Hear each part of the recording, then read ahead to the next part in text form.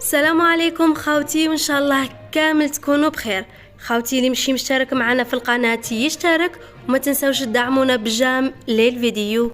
ضربت الملاكمة الجزائرية إيمان خليف موعدا في نهائي مع الصينية، وهو النزال الذي ينتظره الجزائريين على أحر من الجمر، آملين أن تهدي ابنة تيارة المعدن النفيس للجزائر. ومن الصدف الغريبة التي تحدث في الرياضة هي أن ممثلة الجزائر ستواجه في النهائي الصينية التي كانت من المفترض أن تواجهها في نهائي بطولة العالم 2023 بنيودلهي، لولا الظلم الكبير التي تعرضت له بإقصائها وحرمانها من النزال النهائي. إلى أن الأمر لن يكون بالهين طالما أن الصينية هي حاملة لقب بطلة العالم سنة 2023، إلى أن ملاكمتنا أثبتت للعالم أنه لا مستحيل في قاموس الرياضي الجزائري.